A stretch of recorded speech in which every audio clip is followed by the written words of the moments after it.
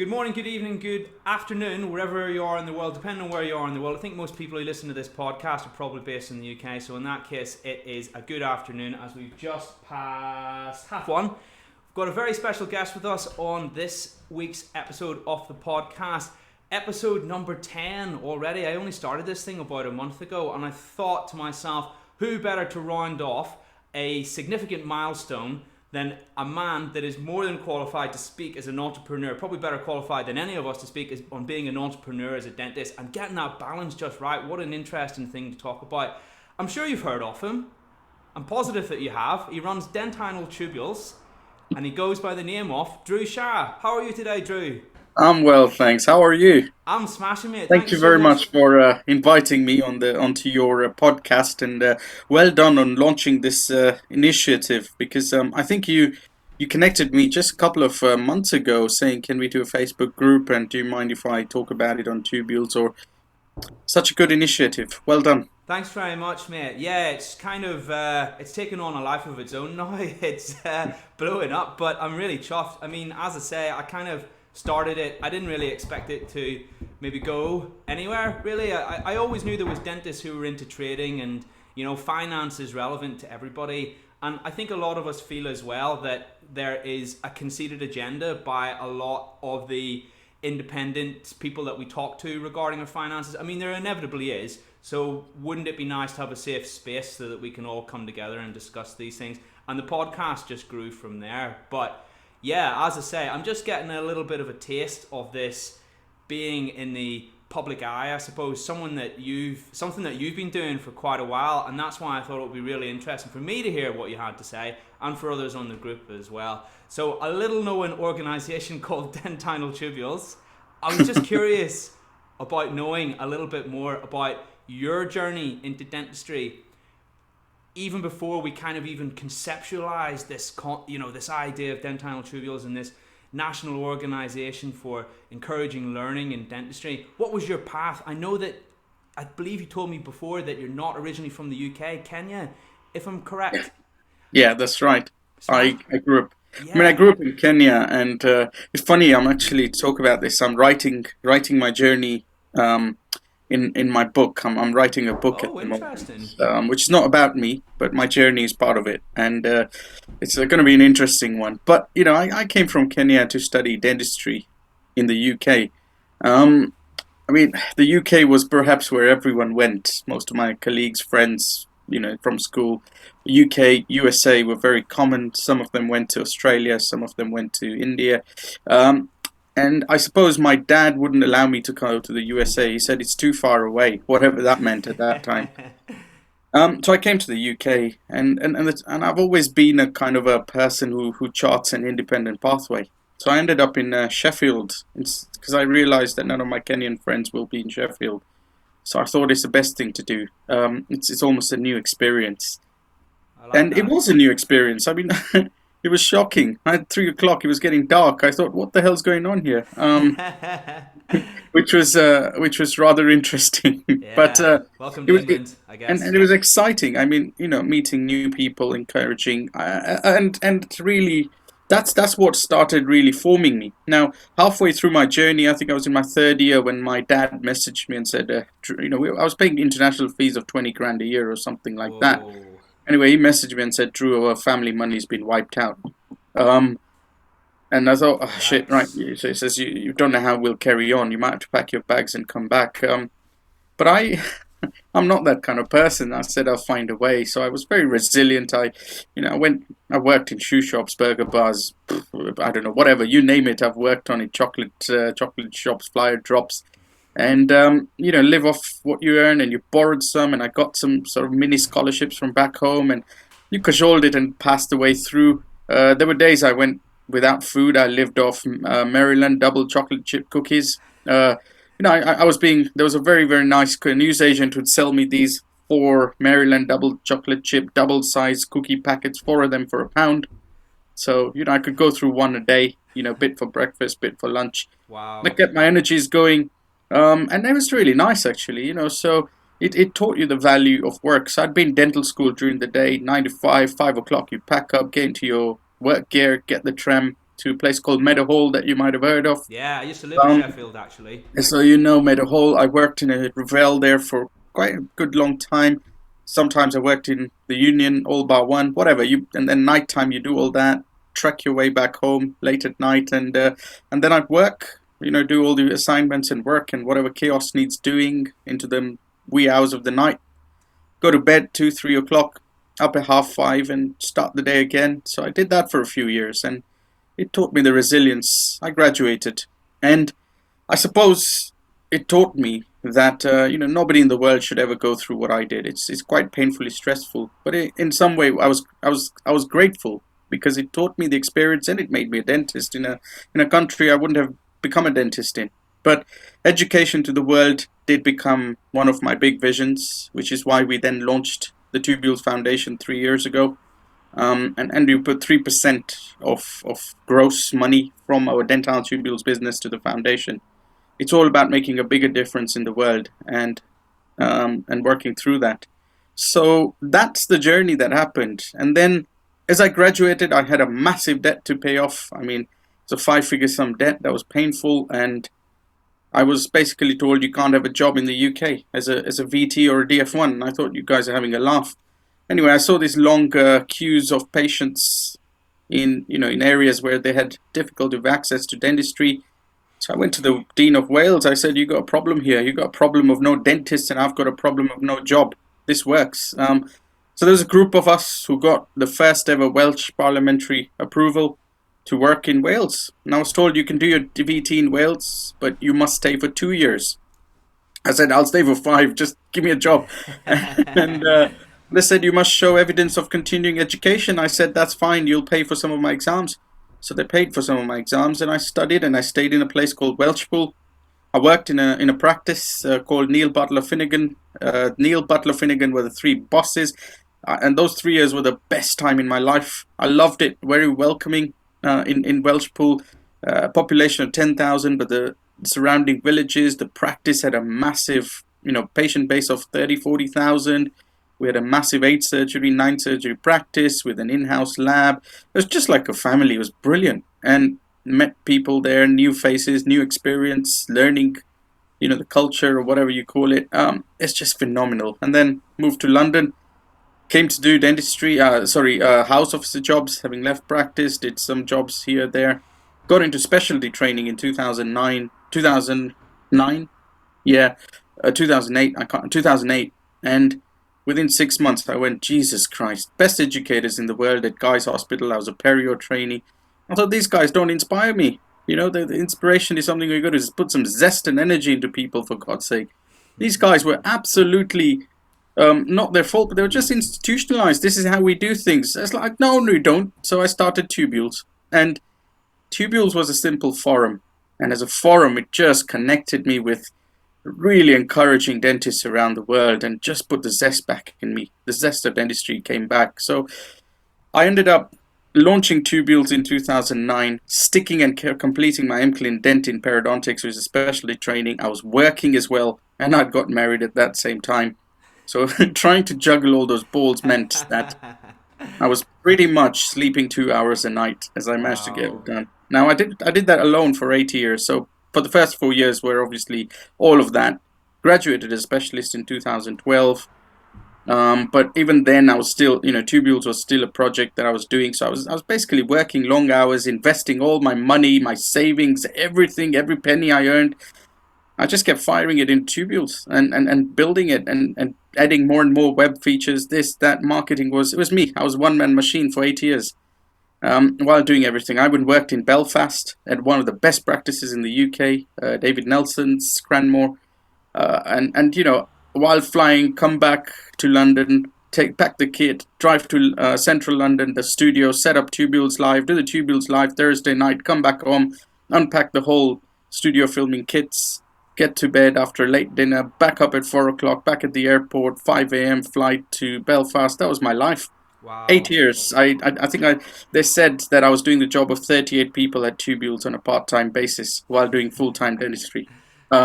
Wow. And then we got a team on board in 2017. So it's been an interesting long startup journey. So Tubules was a one-man band until 2017. Because You- I've had Tubules for however long. I didn't realize it was just you behind the scenes. Yeah, Oh it my was just me. goodness.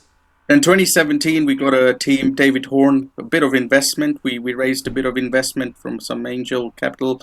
And Kala, Iftikhar, Jem, they've been absolute rocks in supporting Tubules. So we're still a small team with a big vision, and big hearts and big passion. And that's what drives business.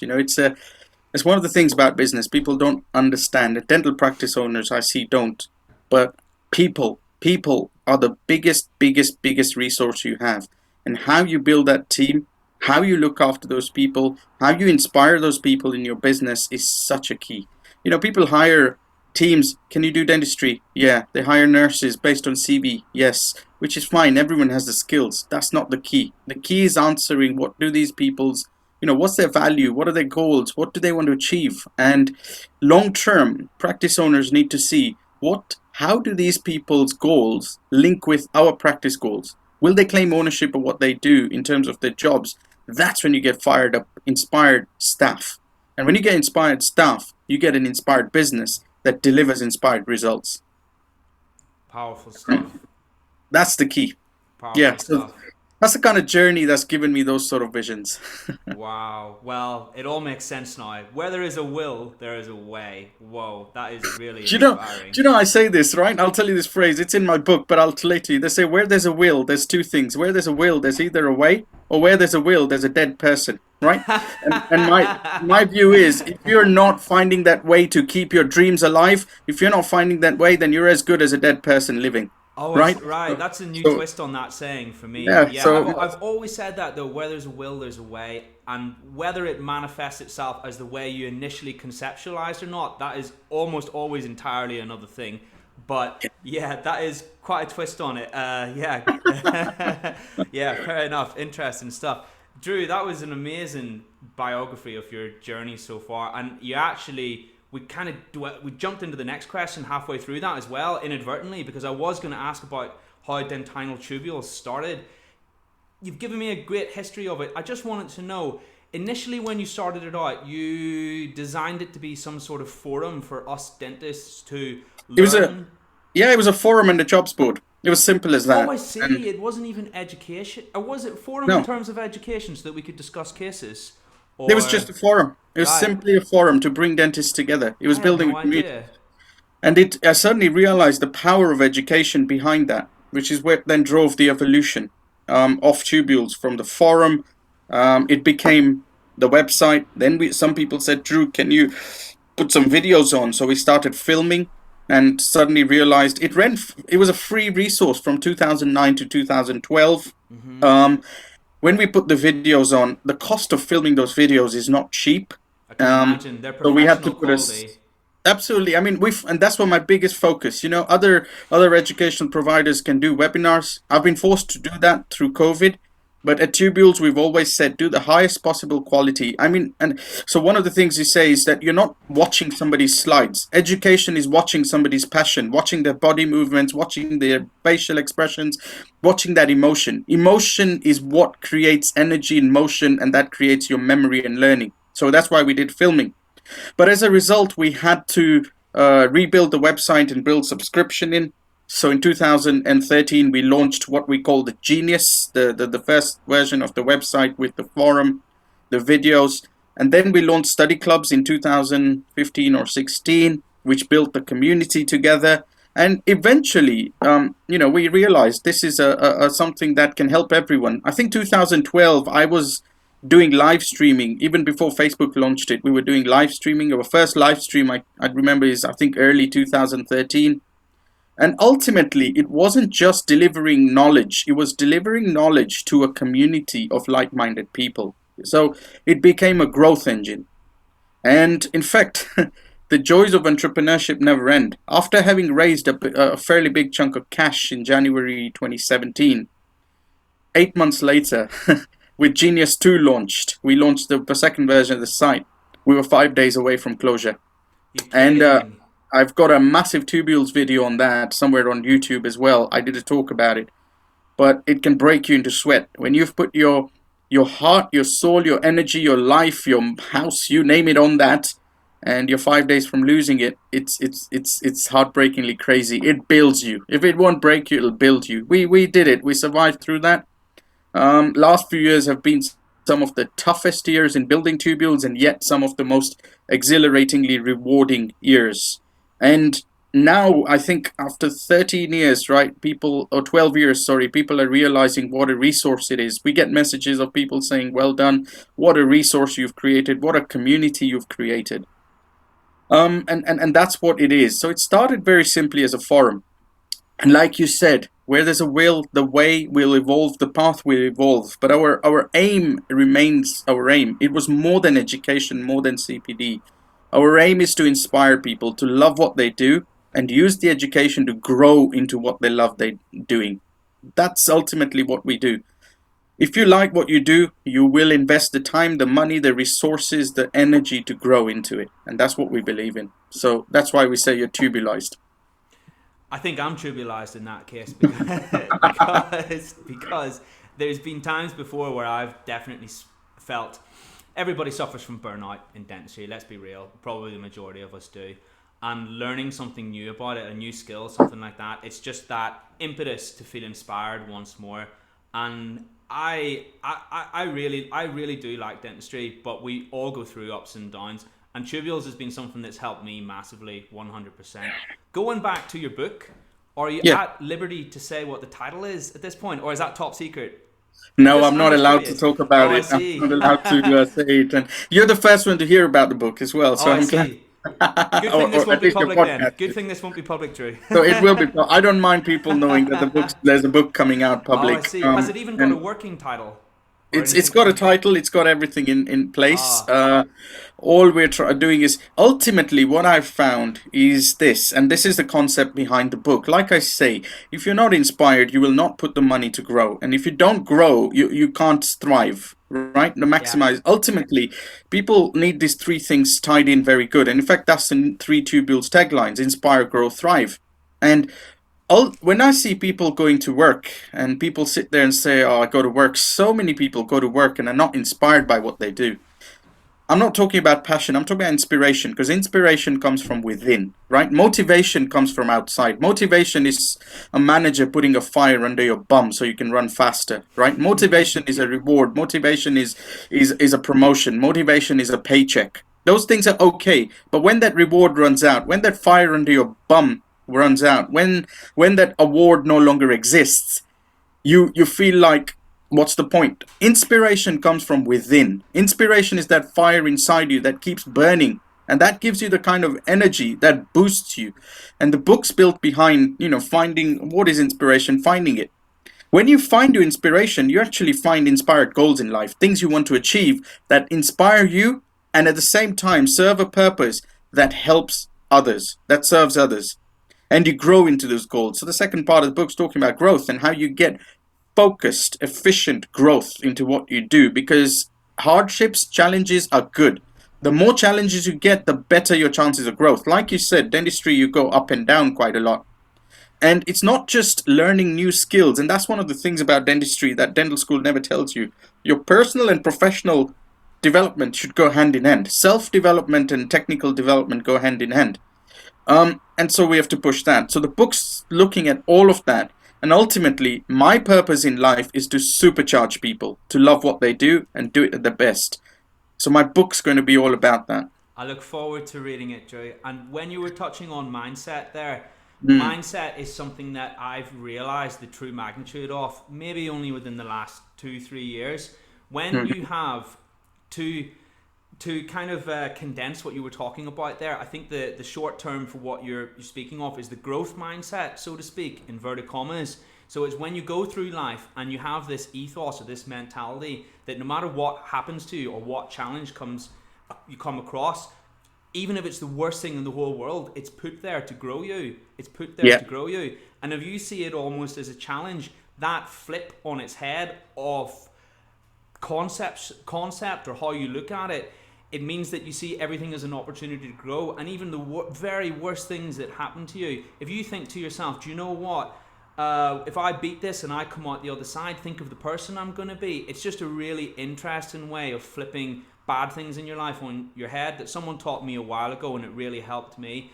So It really helps because it's not just growth mindset. Carol Dweck's done a shed load of work on the growth mindset. But growth mindset comes when you know your purpose, when you know what inspires you, and you know where that inspiration's taking you. Because you step up every time as Les Brown says, if you fall down, fall on your back, because if you look up, then you will stand up. And ultimately, what he means by that is where your goals are. The growth mindset is a learning mindset, and is knowing that this is just a small trip up in my road to where I'm going.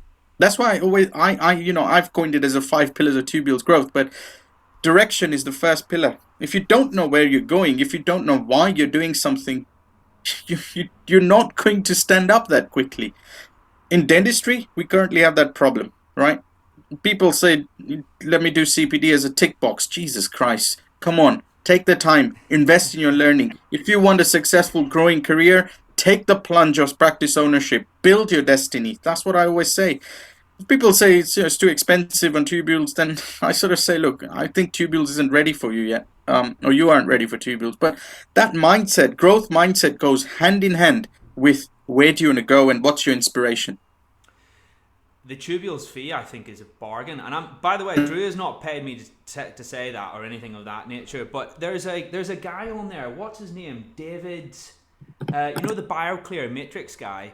David Clark. David Clark. They've got you've got his 2-day lecture on there about the BioClear matrices, and it's like $1,500 to go on that course. On its own, and I'm like, right, tubules has just paid for itself just then. But like I say, 5 years. Dhru has not paid me a penny to say that. I personally just think it's a great resource and it's great value. Look, I did it out of passion. In those first 8 years, I wasn't paid a dime for it. In fact, I lost money. I invested my savings. I don't do it for financial gain. That comes as a result of good work. If I do it over the years, I still get a salary where, in all honesty, James, look, the truth is, I could have been in dental practice as a specialist periodontist that I am earned more money. Even with the salary I get now from tubules, 1 day in practice would cover it.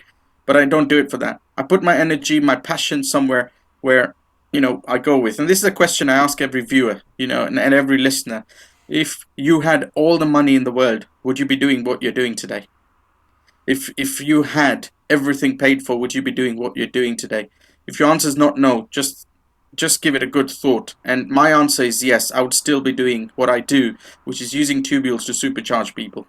Amazing. What a great way to go through life when you feel like you get out of bed every day and you've got a reason to be put on this earth and help people and all the rest and things like that. Yeah, it's great. No, I know what you mean. I know what you mean. And if you can feel that, your motivation is self-perpetuating, and it's not about the money, effectively.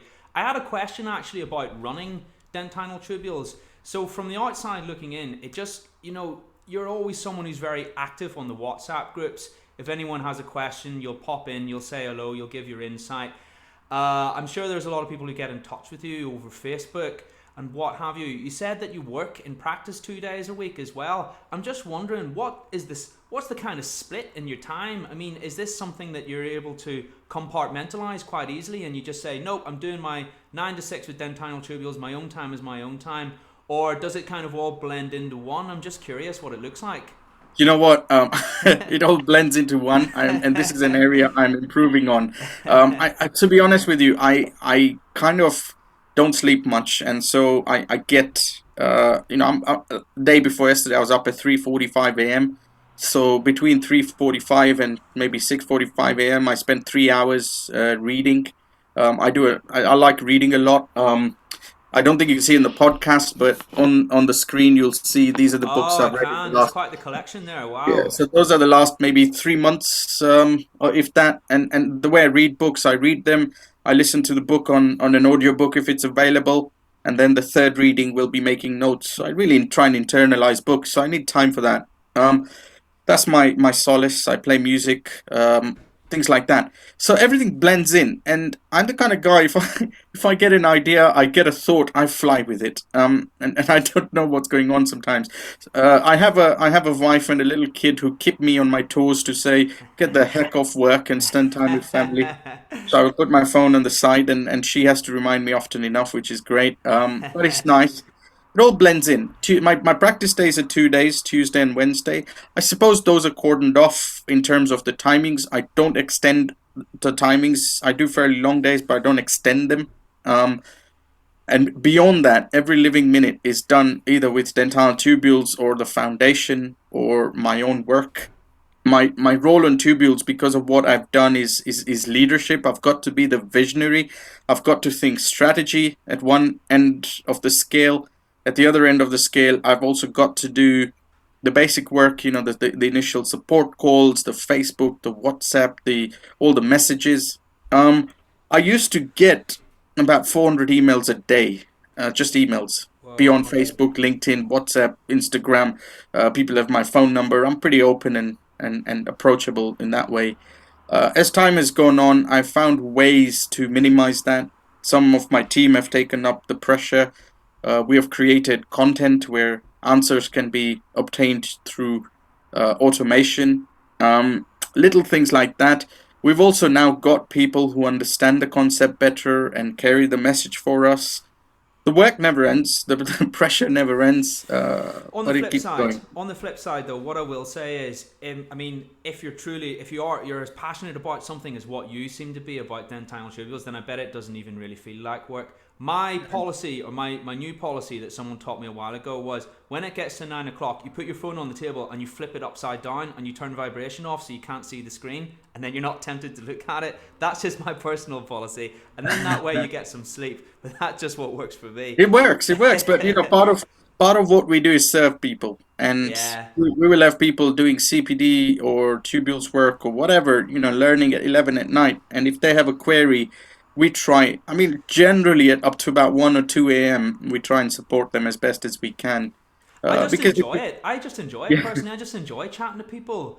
But yeah, yeah, that's why I tend to, like, even though I've said I've got that hard and fast rule there, quite often I break that almost every day. You know what I mean? Because I think I just what's like really it. important is to know which bits to respond to, which bits not to, and where to switch off. So there is certain points in time now where I switch off all connectivity so I can focus on what I'm doing.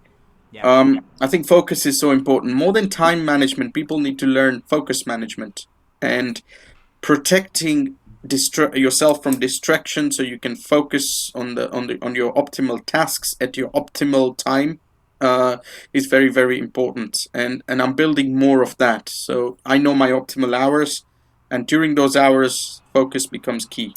I'm working on that as well because I'm someone who enjoys quite a lot of reading too, whether that be Yeah. on dentistry or trading and finance and what have you. And quite what I do struggle with is if I have the phone next to me, I get very distracted. And if I was able to hone my focus on one particular thing, I could be that much more efficient. But I'm working on it. I'm getting there. I'm getting there. It sounds like you've went through something similar almost. I'm Yeah, just sorry, Drew. go on, no, just say it's a process of evolution. As you evolve and grow, um, you adapt, you learn, you change, and you optimize. I'm getting there. I'm working on it. I wanted to know, you've obviously someone who's dedicated a massive amount of time to this. How do you stay motivated? Or have you got any tips and tricks? It's keep your inspiration. Ultimately, it's about keeping your inspiration. And what I find is that a lot of people do things just because they do it, right? I mean, I come to let me put it this way: we had a lockdown. Dental practices were closed for 3 months. If we were really inspired about doing the best for our patients, then we would have found ways to continue patients. And I know some practices who did coffee mornings or who did educational days for their patients through Zoom or things like that, because their purpose served beyond themselves. And as soon as you find a purpose and that keeps you beyond yourself, it's no longer about you. It's something bigger, it's something greater. You don't need motivation. As I told you, motivation is the fire under your bum that a manager puts in that's going to burn out. You need that fire blowing inside you all the time, the inspiration. Inspiration comes from finding a purpose that's bigger than yourself. And that's what I'll say. Ultimately, that's what keeps me going, I have to say. everything else flows in from there. And you're so, then you become so focused in it, you become so driven by it, you get so into it, you just get inspired, and these ideas flow through you. These ideas flow into you. You think, freak, that's a good idea. This is a good way of doing it. You find solutions. You find new problems which you want solutions for. You find new opportunities, new challenges. Everything comes. So the key is, again, going back to figuring out where your inspiration lies. And in dentistry, you couldn't find a bigger inspiration than anything else. And that inspiration is serving another human being who's putting your trust in you. That's awesome. What are your favorite parts about being an entrepreneur?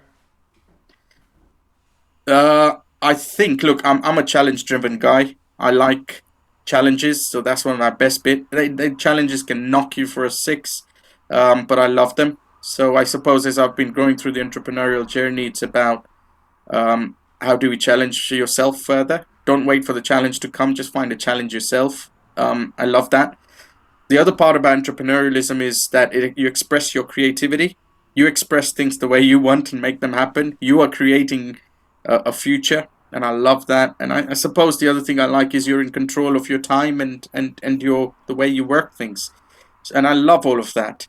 Entrepreneurialism isn't easy. It's not for the faint-hearted, because you have to work a lot of things out. You're going through, you're chartering through paths that nobody else has done before. So you have to figure out a lot of things.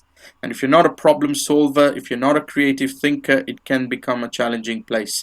I like problem solving, creative thinking. So I love it. Absolutely love it.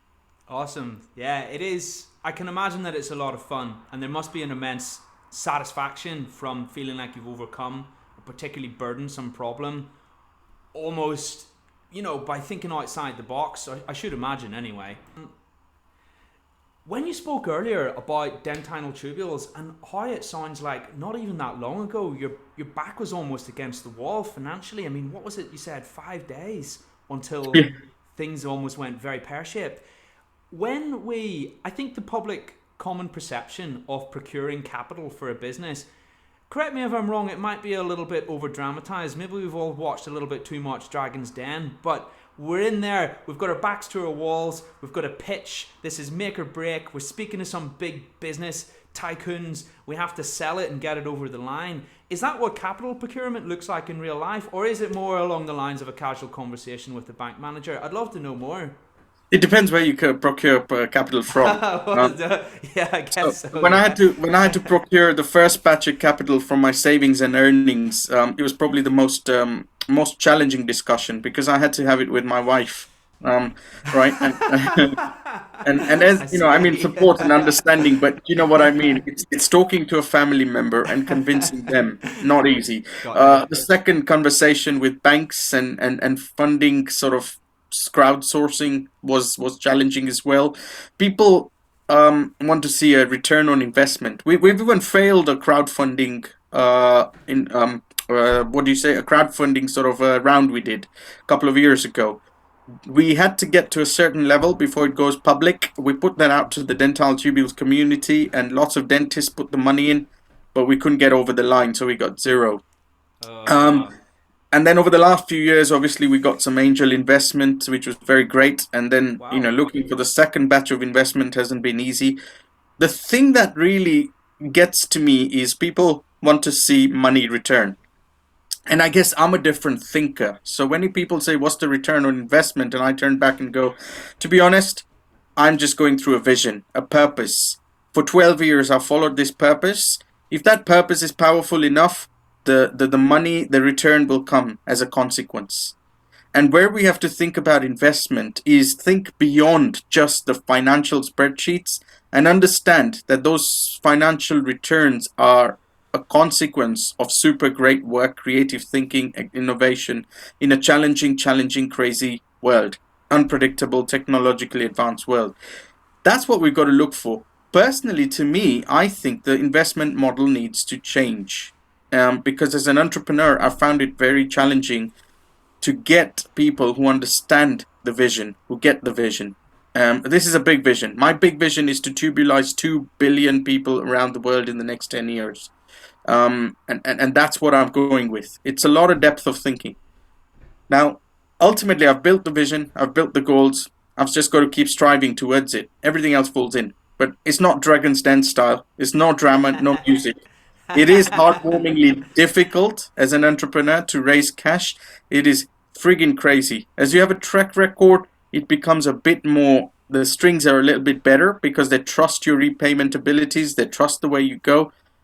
But let's put it this way, Lord Villamoria, who opened Cobra Beer, I was listening to his story, and his back was up against the wall after 30 years. So this will always happen. It's a business challenge. If anybody wants to own or run any kind of a business, from a small dental practice to a big corporation, just be aware you'll be doing this all the time. It's not like Dragon's Den where you get a bit of investment, you go, yay, brick against the wall, and that's the end of the story. You're doing this all the time. And you're approaching cash flow all the time. COVID comes and lots of dentists overnight cancel their subscriptions to tubules. You're like, Jesus, and we have to survive through that. Plus, we put 3% of our gross to the foundation. So you can imagine the challenges we face, but we stick to the purpose. As an entrepreneur, that's the main bit. There's different ways of raising funding, and depending on who's on the other side of the discussion, you have to keep convincing them and make them believe in your vision. At least we don't have to worry about Deborah Meaden and Peter Jones then, I suppose. I suppose not at the moment. That is interesting stuff, though. I wasn't actually too familiar with the process, and I think that it is something that, like I say, maybe we have this excessively dramatized concept of, because we all watch Dragon's Den, and its role is to make a good TV show rather than be representative of reality. So I wanted to know how that actually manifested. So it's super interesting, like I say. I think you've got to know your business, you've got to know your plans, you've got to have a good outcome, you've got to be clear, you've got to have a clear purpose, you've got to be clear on your marketing plans, your journey, your path, and people will believe you better. Part of my evolution has been that. 3-4 years ago, I don't think I knew. Let's put it this way, I've probably figured out what I'm doing after 12 years, a few weeks ago. Wow. So I've built that process continues, though, I bet. In another year's time, you'll have another epiphany, I suppose. It's natural, but that is interesting to hear you say that. Is there anything you might say to someone who was thinking of maybe creating their own venture as an entrepreneur, regardless of the concept, just broad rules of thumb? I think, look, one of my biggest things is to look around and understand the problem or that the business is solving, understand the people you're serving, and understand that in big detail, because ultimately your business lives or dies by the problem you're solving. If it isn't a problem, you wouldn't have a business there. And spend a lot of time understanding this. Get into the mindset of your potential customers. I think it took me a long time to figure that out, but that's the first thing I would do. And the second thing is that when you get into business, take the jump. Have some guides or mentors around you, or a community that can support you, because it's not easy. The stress levels can be high, very damned high. They're higher than the GDC threat, I can tell you that. And have a supportive community. And the third thing I say is just build your resilience, because if you do it right, Jesus, is the most rewarding journey. Like anything else in life, the harder the thing is, the more rewarding when you get to somewhere. It's just that much more satisfying. That's what I normally suggest. Awesome stuff. Thank you so much. We have, of course, got you on this. Well, the page, with the primary function of the page is about investing. So I was just curious to know, Dhru, do you invest in anything on the side? You know what? When I graduated with a lot of debt, I worked on the stock market for a while, investing in shares. I invested in what was fairly. I laugh. I say I invested in what was fairly stable shares at that time. A lot of my shares were in the banks, and up to 2009 they did well. And between that period of 2004 and 2007, I got good returns. But after 2009, they just plummeted because of the crash. So some of my shares still sit in there. Yikes. There was a bit of cash I'd put in the .com bubble in 2000. And that money still sort of sits there. God knows what. I haven't looked at it. But I beyond that, I haven't built a share portfolio, because in the last 12, 15 years, most of my investment has been in dental tubules. If that's yeah, I put all the money in there, building this business, building this portal, and that's the value that I've developed across there. Uh, I think what I suggest to anyone who is talking about investing, think about three buckets in life. Put a certain percentage of your monthly income, which you say you're going to invest, and most people think, let me put some money in so I can get quick returns, quick money, right? So that's a growth kind of investment. But you've also, we've all got big dreams, right? We all want to own a boat, or I don't want to own a boat, but we all have things like that, holiday home, whatever. Keep a bit of a pot for that. But I think the most important investment to put money is your secure investment. Things that secure you, whether it's the house or your savings account. I know money doesn't have value in terms of the returns, but the compounded interest on that would be good. A secure investment may be some insurance that you put money in, because if shit hits the fan, you've got a back on that. And perhaps your first stock investments, put some money into secure stocks that will remain stable and will have slow growth, but will have growth over time.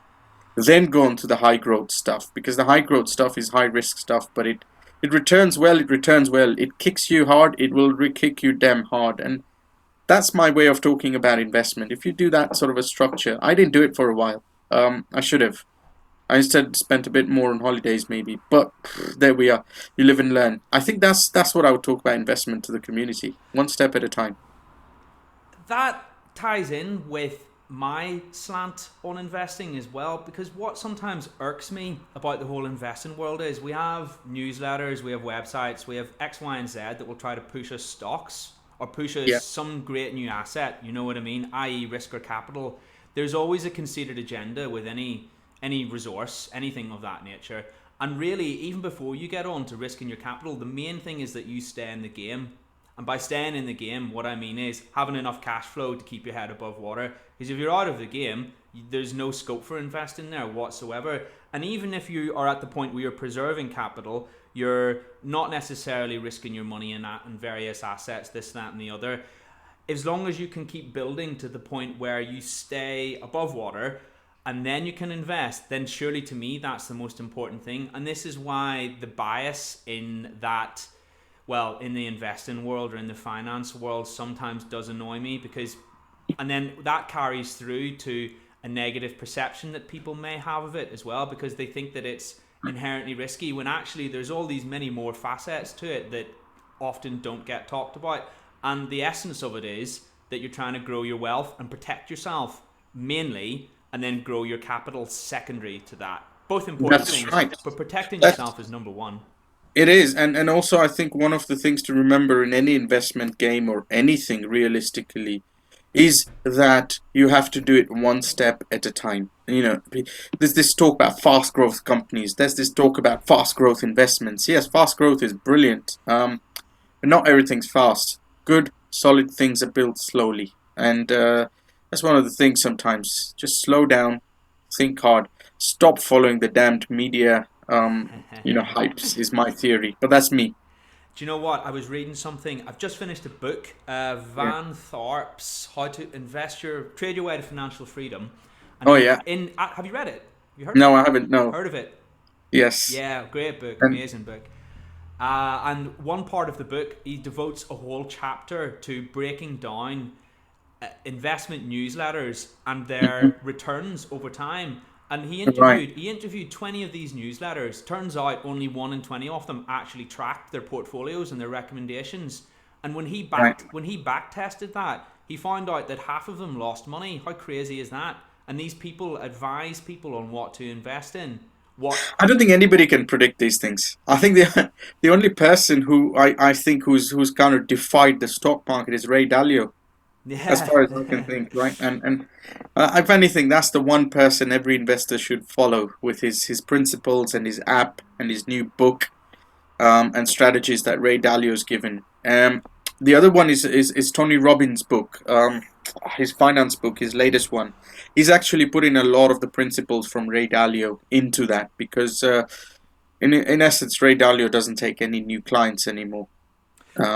And he's got a massive portfolio, so that's some of the things to look at. I've read I've watched some of Ray Dalio's videos on YouTube. I have not read his books, but he's somewhere. He's on my hit list somewhere near the top of authors I need to check out sometime soon. Tony Robbins is an interesting one because I was only ever familiar of him in his life coach role or his speaking Yeah. role, but I didn't realize there's this whole other dimension to Tony Robbins that deals with finance as well. And it was only through doing the group that a lot of people have come to me and said, "Oh, I read Tony Robbins' book. I really like his work on finance," and that was when I began to become familiar of him. So that was a bit strange for me because I only ever know him. He's quite loud mouthed, isn't he? And he's quite in your face. His motivational style is a bit interesting to say the least. And I always, to marry up my concept of him with the guy who also does solid long term investing, it just doesn't. It's a bit of a You know, there's strange three one. things, right? There's three parts of a wheel, and this is what I've always said. I put it on the slides that we do introduction to Builds Life. There are three things in life where I feel you should develop concurrently. I've kind of highlighted the two, the personal development and the professional development. The third wheel is the financial development. And if you do those three together, then you find yourself moving forward that much better. And that's why Tony Robbins falls into that, because he helps your personal development. He enables your professional development concurrently. And as a result, financial development comes on the back of that. I never Which, would have taken him seriously as a financial advisor, but a number of people that have come to me and said that he's really good. Maybe I need to check his books out. But another great book I read recently, I've got it over here, The Psychology of Money. It's all yeah. about Okay. common misconceptions and common reasons why people fail in the market, and more often than not, it's because of their own psychology, apart from anything else. And it deals with when people are up with their money, they become frivolous with it, Yes. rather than treating it like real money. And even though that sounds obvious, it's until you see it, until you read it back to yourself and you understand it a little bit more in depth, you'll realize that we all do this to a degree because we all live within our means when our wealth grows. It's inevitable. We all do that.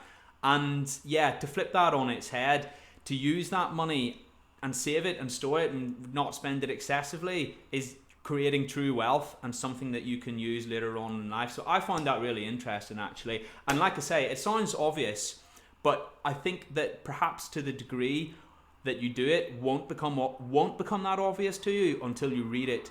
You read this Mhm. book. So that's another book that I would recommend.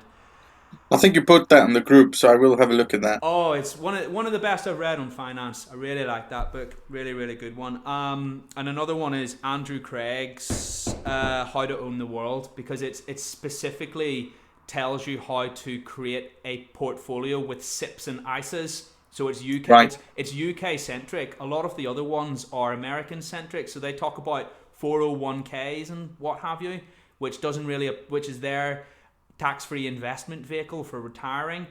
So Hmm. as I say, to have it put in UK terms and an explanation of just how much inflation is underplayed by the government, it's really, really interesting one. So those are definitely two of my favorite. And again, it's not about risking capital, it's about staying in the game almost and protecting yourself, which was a way, when I began thinking of investing in those terms, it totally flipped it on its head for me. Ah, okay. So yeah, that's very interesting, isn't it? It's Really yeah, interesting, it's really being in the interesting. game. The house should never win. Yeah, That's that's the ultimately what theory. you're That's the saying. theory. When we spoke about mindset earlier, Drew, and we've obviously just touched upon books and what have you just then, what are your favorite resources that helped you in your journey to finding your passion and becoming someone who wakes up every day and just feels so energized and ready for the day and driven and purposeful? I think I tap into a lot of resources. I read a lot of books, so Amazon probably because Amazon recommends, and at one point my wife kept saying, "How many books are you going to order?" Because every few hours there was something being posted through the envelope, through the post box. Another resource I use hugely is YouTube. In the same way, okay, YouTube doesn't have a lot of useful content, but once you get into the useful stuff, you can really go in and pick up nuggets. Especially when I was really down on cash and I couldn't spend money on anything. I used YouTube and I got so many nuggets of learning from different people, different things. Whether I was listening to Brian Tracy or even Tony Robbins or Joe Dispenza or I can't remember the top of my head, but there's so many playlists I've got on YouTube now, which I used. From there on, I've sort of done a lot of online courses, and depending on who I work with, so Tasha Urick does some really good courses on insight and personal development. I did Brian Tracy's course again. I've done persuasion and influence courses. So I use variety of resources. Ultimately, I then have my own little books where I make notes all the time and I connect things. So I learn something from A and B and C. In my head, I'll put it together to what serves me. And being the creative person, I just come up with some other insight, I suppose. So that's what I do. That's what I like doing. The more you learn, the more you earn, you say. The more you learn, the more you earn if you decide to apply what you learn. Well, yeah, that should be the second part of that, shouldn't it? Actually, Yeah. you're quite right. I am someone as well who is maybe only really kind of tapped into the power of books within the last 2 years of my life, and I wish I would have just started reading earlier. And being dedicated to being a lifelong reader is something that will grow you in so many ways that I could never have imagined I would have grown until I started along that path. So maybe we're on the same wavelength sort of on that front, definitely. And I would actively encourage anybody who's listening to always have a book on the go. I think the thing is, you've got to look at it this way, right? Books. You will read books if you enjoy what you're doing about, or if you really have a yearning for learning. Which takes me back to where we talked for about learning. I love that. Yeah. That's great. If you're not inspired enough, you wouldn't pick a book up. In the same way, if you're not inspired enough, you wouldn't go to press play on a video, whatever it is, right? So it's that's, I mean, I've spent $400 on a 6-hour course, and that sort of thing. But I was inspired enough, and I knew that course was valuable for what I was inspired by. Very important.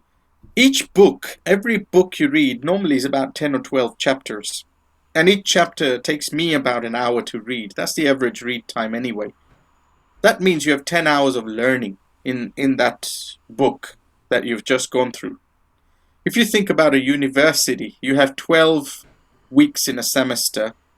Basically, with one book, you're completing one module of learning. Now, if you did 5 books, you've pretty much completed a semester. 15 books a year, you're doing a university degree. That's the way I translate things. Yeah, I guess you're right. I never thought of it in those terms before. Before I started reading a lot, I had Stephen Hawking's latest book, and I was reading it, okay? Reading it, inverted commas, for anybody who's listening and can't see, for 2 years, all right? And what that means, of course, is you read a chapter, and then you don't read it again for another 9 months, and then you read another chapter or something like that. And I just wasn't making great progress. Because the book didn't resonate with you. It didn't.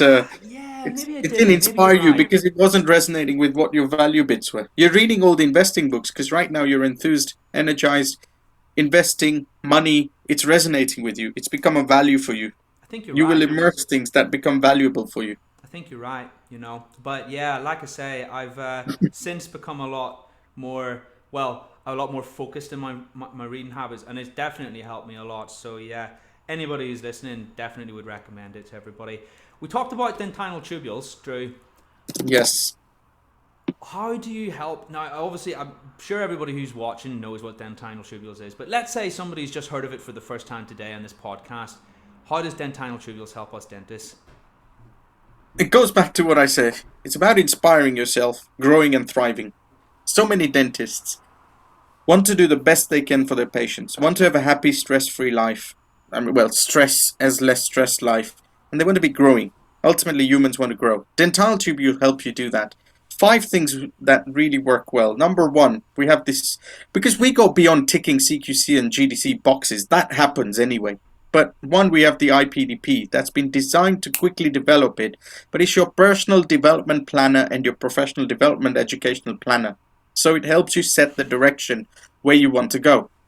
We've got, 2,000 plus online videos now. If you really want to learn, you can go and learn.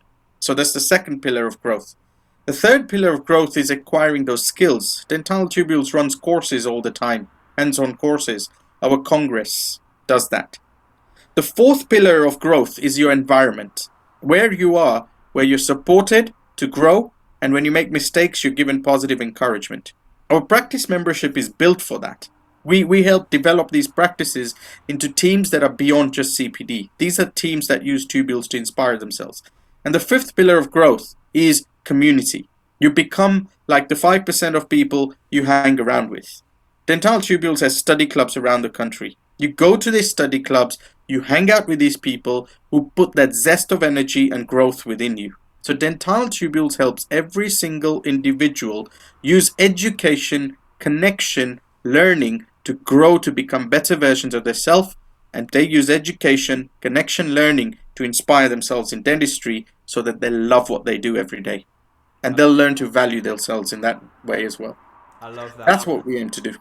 I love that. So much more than just a portal for dental videos. More, it's a community as well. And you know what? You know the WhatsApp groups that we have regionally? Yeah. I learned so much from those because you can just throw any question out there and people who are in your area will answer them almost straight away. So that to me is very valuable. Anything exciting that you'd like to tell us all about that's occurring with dental tubules over the next coming months, coming year? I know that you mentioned your book. Maybe all your time's wrapped up in that. There's a lot of exciting things coming on the website itself at some level. We're looking to bring hopefully the web team more in house, and you will see a lot of things. COVID has changed things a little bit, but I think what's going to be the most exciting thing for me in 2021 is influencing change in dentistry. I think the way I'd like to put it is the era of CPD is over. People need to stop thinking CPD. They need to start thinking growth. And actually, we need to measure every person on how are they investing in their growth using these 5 pillars. That's what we're going to focus on. So I want dentists to be really growing and loving what they do, because then patients will value that and patients will get the best care. And ultimately, that is going to raise the whole dental game, because if patients value dentistry, they will value everything we do. They will ask us for the best of what we do. That means we can give them the time. Hopefully, we can charge them appropriately. Everyone wins in that game. Not this. Actually, let me just tell you the funniest story of the unit of car activity. Have you heard this one? I haven't. Have you ever heard of Frederick Winslow Taylor? And this is something for everybody to think. Frederick Winslow Taylor was a management consultant in the late 1800s, early 1900s. And I think it was Ford Motor Company or somebody invited him and said, can you tell us how to generate more profit and get the most of our workers in the factory? Now, when you're on an assembly line and you're a worker for a car, you're repeating the same job every day. Whether it's screwing on something or putting a door on there, right? So if you're one of the workers on this assembly line, and as the car body passes by, you just put a door there. Next one passes by and you put the door there. That's what they were doing. So let's assume we'll call this person is doing a unit of door activity, right? For each one, UDA. Now, in essence, this Frederick Winslow Taylor was told, how do you make them more efficient? And ultimately he said, the best way to make them more efficient is make them work faster, make them work harder, and tell these people that they will have to work from a certain time to a certain time and they will only have a certain lunch break. In essence, push your people more, the more efficient you make them. That's called a labor worker, and a labor worker works as fast as possible in a repeatable job. Unfortunately, that gets translated into automation. The second version is the knowledge worker. The knowledge worker is the person who works in the front end, but all the hard work's done at the back end. When you see your patients value that before you saw them, you've spent time in the back end understanding their problem, treatment planning, spent hours putting a good plan together. You spent hours in the back end learning the skills that you're going to apply to them. So although the patient thinks that you've only seen them for 20 minutes, they know that 20 minutes came from 3 hours of hard work, and that's a knowledge worker. And higher up is someone called a value worker, but I'm not going to go into that. The only thing to put in this is, as the future, knowledge workers will have greater value. And as people, as dentists, as investors, whatever, you've got to become a knowledge worker. Don't work faster.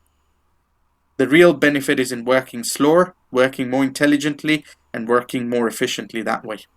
That's really interesting. And it's the education that behind the scenes that permits you to do that. And yeah, that's something that I harp on about as well. I really like that analogy. I've never heard that in those terms before. I love it. I might steal that one, Drew. Drew, Go ahead. Drew, it's been an absolute pleasure today. Can I just say that? We're going to wrap up now. Thank you so much for coming on the show. Thank you, and thanks for inviting me. And I hope show number 10 is valuable to everybody who listens to it. Oh, I'm sure it will be. I'm sure it To will it. be. I think you're doing a fantastic job. Keep going, keep growing, and Thank keep you. I'm really keep enjoying it. investing. Yeah, I'm doing my best. I must say I'm really enjoying it. And as I say, I just found it strange that there was nothing like this in dentistry before. And part of what the mission statement or the mission objective is to get people to see investing from the point of view that it's actually safer to invest some in a safe fashion than it is to have all your money in cash, because that was something that completely changed my world. But the nitty gritty of how you do that is being clever, is being educated, what have you, and you know all those other parts in between. But that's the message essentially. But as I say, Drew, thank you so much once again. Awesome. Thank you. Thank you so much. Hopefully we'll have you back on the show at some point to impart more wisdom. Until that time, Drew, I hope you have a wonderful day and we'll speak again very soon. Enjoy your day, and thanks everyone, and thanks for the invite. Cheers, Take mate. care. All the best. Bye bye.